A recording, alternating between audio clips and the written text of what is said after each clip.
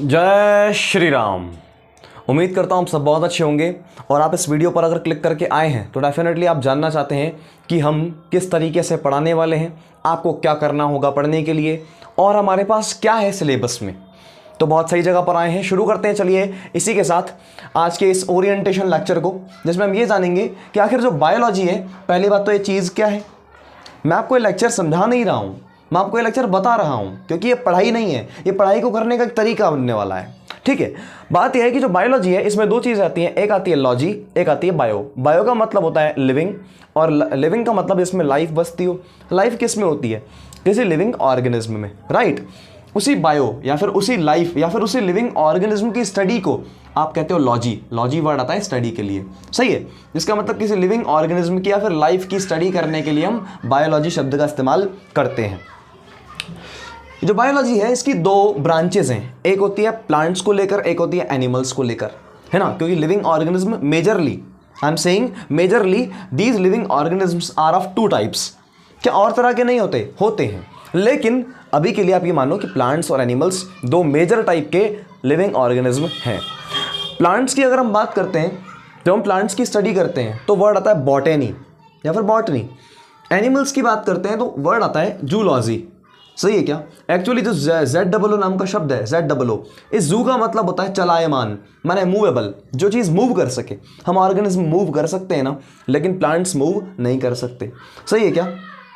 तो एनिमल्स के लिए वर्ड आया जू, इसलिए उसकी स्टडी को जूलॉजी कहा गया, सही है। बॉटनी और जूलॉजी को मिलाकर या पूरी की पूरी बायोलॉजी जो आपकी 11th क्लास की NCERT है उसको मिलाकर उस NCERT में टोटल 19 चैप्टर्स हैं, जो कि एक समय पर 22 हुआ करते थे।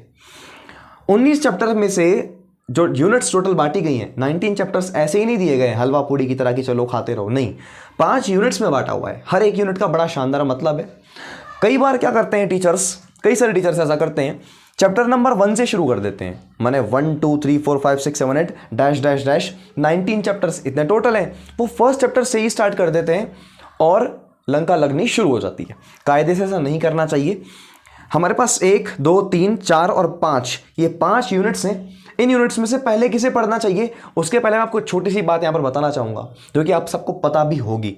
एक ऑर्गेनिज्म की बात करें तो उसमें ऑर्गन सिस्टम होता है, डाइजेस्टिव सिस्टम, रेस्पिरेटरी सिस्टम, अलग अलग तरह का ऑर्गन सिस्टम होता है। ऑर्गन सिस्टम में ऑर्गन्स होते हैं, राइट।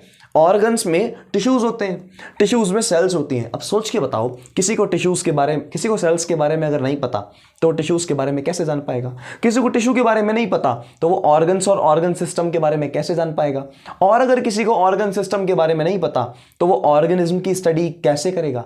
तो ऑर्गेनिज्म की स्टडी ही तो बायोलॉजी है। तो बायोलॉजी को पढ़ने के लिए शुरुआत सेल्स से करनी चाहिए या सीधे सीधे ऑर्गेनिज्म से? डेफिनेटली सेल्स से करनी चाहिए। वही यहां पर हम बता रहे हैं। जो फर्स्ट वाली यूनिट है, मैं आपको हर एक चैप्टर के बारे में डिटेल से नहीं बता रहा हूं, क्योंकि हम पढ़ते पढ़ते उसको जान जाएंगे। फिलहाल ओरिएंटेशन में मैं आपको 4-5 मिनट में बताना चाह रहा हूं कि किस तरीके से हमको अपने आगे की कार्यवाही पूरी करनी है। फर्स्ट यूनिट 4 चैप्टर्स को कंटेन करती है। इन चारों चैप्टर्स के अंदर क्लासिफिकेशन की बात की हुई है, बड़ी डिटेल में, बहुत ही डिटेल में। क्लासिफिकेशन माने स्टडी ऑफ ऑर्गेनिज्म, वो तो बायोलॉजी है ही। कायदे से ये 4 चैप्टर्स आपको सीधे सीधे ऑर्गेनिज्म के बारे में पढ़ने को बोल देते हैं, समझ रहे हो। ऑर्गेनिज्म के अंदर क्या चल रहा है वो नहीं, different different kind of organism जो कि संसार में पाए जा रहे हैं, उन सबकी एक डिटेल्ड स्टडी होती है। सारे ऑर्गेनिज्म को मिलाकर पढ़ा जाता है, उसके बारे में 4 चैप्टर बता रहे हैं। अल्टीमेटली ये ऑर्गेनिज्म की तो स्टडी बता रहे हैं। हमको ऑर्गेनिज्म के बारे में पहले पढ़ने के लिए सेल्स को सबसे पहले जानना पड़ेगा, राइट। तो दूसरी यूनिट क्या बताती है? दूसरी यूनिट में 3 चैप्टर्स हैं और ये 3 चैप्टर्स टिश्यू की बात करते हैं। अभी भी सेल्स पर गाड़ी नहीं आई, इसलिए हमको टिश्यू की बात भी फिलहाल नहीं करनी चाहिए। थर्ड यूनिट में 3 चैप्टर्स आते हैं जो कि सेल की बात करते हैं, ठीक है। और क्या बताते हैं? सेल का डिवीजन कैसे होता है, क्या होता है डिवीजन, छोड़ दो। फिलहाल के लिए समझो सेल की बात हो रही है। सेल का डिवीजन एक प्रोसेस होता है, बता देंगे आपको। और सेल के अंदर क्या होता है, सेल के इनसाइड में क्या होता है। माने मैं बोल सकता हूं क्या कि थर्ड यूनिट सेल के बारे में पूरी इंफॉर्मेशन दे रही है। हाँ, इसलिए इन 5 यूनिट्स में से हमारा पहला टारगेट थर्ड यूनिट होने वाली है। मतलब हमारे लेक्चर्स की शुरुआत इस यूनिट से होगी, ठीक है। फिर चौथी और 5वीं यूनिट क्या बात करती है? ये बताती है प्लांट्स का सिस्टम। माने इसमें 3 चैप्टर्स हैं जो कम्प्लीटली प्लांट्स पर बेस्ड हैं। प्लांट्स के अंदर क्या होता है, कैसे होता है, कब होता है, किसने किया, साइंटिस्ट कौन था, ये सब प्लांट्स का सिस्टम हो गया। और यहाँ पर एनिमल्स के अंदर क्या होता है माने, और उसके ऑर्गन सिस्टम्स के बारे में सारी स्टडी है। जैसे जैसे चैप्टर बदलेगा वैसे वैसे नए नए ऑर्गन सिस्टम आएंगे। तो ये भी ऑर्गेनिज्म की स्टडी है, ये भी ऑर्गेनिज्म की स्टडी है। ये सारे के सारे ऑर्गेनिज्म को पढ़ता है एक साथ। यहाँ पर एनिमल्स नाम का ऑर्गेनिज्म आ रहे हैं या प्लांट्स नाम के ऑर्गेनिज्म आ रहे हैं, सारे ऑर्गेनिज्म मिल जाएंगे तो ये आ जाएगा अलग से फर्स्ट यूनिट। सेकंड यूनिट में टिश्यू की बात है और थर्ड यूनिट में सेल्स की। तो शुरुआत हम थर्ड यूनिट से करने वाले हैं। दूसरी बात, कुछ बातें जो कि हमको पहले डिस्कस कर लेनी चाहिए ताकि मैं आपको जान सकूं और आप मुझे जान सको। ये बहुत ज़रूरी है क्योंकि हम एक दूसरे से इंटरकनेक्टेड नहीं है, हमको समझना होगा। ऑनलाइन सिस्टम में अपने ऊपर सेल्फ रेगुलेशन करने के लिए कुछ नियमों को, कुछ आइडियल प्रिंसिपल्स को अपनाना पड़ता है या फिर अपना बनाना पड़ता है ताकि हमारा काम सही सही चल सके। गाइडेंस की ज़रूरत होती है और वो आपको किसी से डायरेक्टली नहीं मिल सकती ऑनलाइन में। उसके लिए आपको अपने ऊपर खुद गाइडेंस बनानी होगी। उसके लिए पहली बात तो हम अपने तरफ से क्या कर रहे हैं आपके लिए, एनसीईआरटी की फुल कवरेज हमारे लेक्चर में रहेगी, पहली बात। दूसरी बात, कुछ एक्स्ट्रा भी हम जाएंगे, डेफिनेटली जाएंगे। अपनी एक्सप्लेनेशन से चाहे एक्स्ट्रा चले जाएं, चाहे हम फैक्ट्स को लेकर एक्स्ट्रा चले जाएं, पर एक्स्ट्रा जाएंगे, ये ज़रूरी है। दूसरी बात, नोट्स अवेलेबल ऑन टेलीग्राम। हमारे जो वाले जो पढ़ाएंगे यहाँ पर उसके हैंड रिटन नोट्स मेरे खुद के बनाए हुए वो सब टेलीग्राम पे अवेलेबल रहेंगे। आप चाहो तो उसके फोटो कॉपी कराओ या फिर उनको कॉपी करो, आपके ऊपर है। लेकिन फिर भी मेरी एक एडवाइस है। वो एडवाइस क्या है आपको यहाँ समझ में आएगी, सॉरी इसमें। अब ये टेलीग्राम पे जो नोट्स हैं वो टेलीग्राम का चैनल आपको कैसे मिलेगा, उसका डिस्क्रिप्शन में लिंक मिलेगा। किसका डिस्क्रिप्शन, हमारे यूट्यूब चैनल जिसका नाम है हितेश शिवनानी, उसके डिस्क्रिप्शन में, चैनल के डिस्क्रिप्शन की बात कर रहा हूँ, वहाँ दो लिंक मिलेंगे आपको, एक इंस्टाग्राम का और टेलीग्राम का। इंस्टाग्राम का आपके काम का नहीं है, आप टेलीग्राम वाले लिंक पे जंप करो, उसमें आपको नोट्स मिल जाएंगे, आप वहां से उसे डाउनलोड कर सकते हो। पर फिर भी मेरी तरफ से आपको ये एडवाइस रहेगी, जिसे मानना ना मानना डेफिनेटली आपके हाथ में। थर्ड, योर फर्ज, ये आपको फर्ज बनना चाहिए कायदे से, अगर आप मेरी बात एक्सेप्ट कर सको तो। हमने एक स्लाइड पूरा समझाया, ये स्लाइड सारी की सारी हमने समझाई। जब हम लेक्चर्स की शुरुआत करेंगे तब की बात कर रहा हूं। हमने एक स्लाइड पूरा समझाया, आपने समझने के बाद पॉज करके, वीडियो को पॉज करके हैंड टू हैंड उसका नोट्स बनाया अपने हाथों से। मेरी प्रेफरेंस यही है क्योंकि आपके पास ईयर अलोंग पूरा समय है, पूरे साल का समय है, आप इस्तेमाल कर सकते हो उसका। दूसरी बात, ये वैसे एडिशनल है, आपकी इच्छा है डेफिनेटली। लेकिन चौथी और सबसे शानदार एडवाइस, इसलिए मैंने इस पर 3 स्टार लगाए हैं, ये आपके लिए हद से ज़्यादा ज़रूरी है। और सिर्फ मैं कभी भी ये प्रेशराइज नहीं करता कि मेरे सब्जेक्ट में बच्चा एनहांस हो, इंप्रूव हो, क्योंकि और भी सब्जेक्ट्स हैं। हमको समझना ज़रूरी है कि एक सब्जेक्ट से आप एक सब्जेक्ट में ही पास हो सकते हो, एक सब्जेक्ट से ओवरऑल परसेंटेज नहीं आ सकती।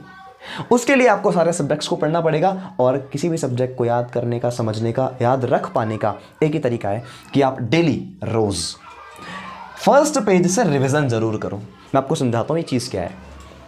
देखो, मान लो मेरे पास नोटबुक है, ये उसके पेजेस हैं 1 2 3 4, ठीक है। मान लो ये 4 पेज हैं, ऐसे ढेर सारे पेजेस होंगे।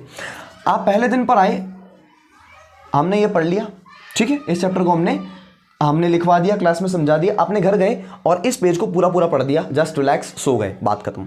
ऐसा आपको हर सब्जेक्ट के साथ करना है, ठीक है। दूसरा, आप सेकंड पे, अब अगले दिन आप आए, अगले दिन हमने सेकंड पेज भर लिया है। मैं आपको समझा रहा हूँ, एग्जाम्पल दे रहा हूँ, ऐसा नहीं कि एक दिन में हम एक ही पेज पढ़ेंगे, एग्जाम्पल दे रहा हूँ। फिर हमने अगले दिन सेकंड पेज पढ़ा, राइट, सेकंड पेज पढ़ा, तो यहाँ पर तो सेकंड पेज समझ लिया आपने, मतलब क्लास से समझ लिया।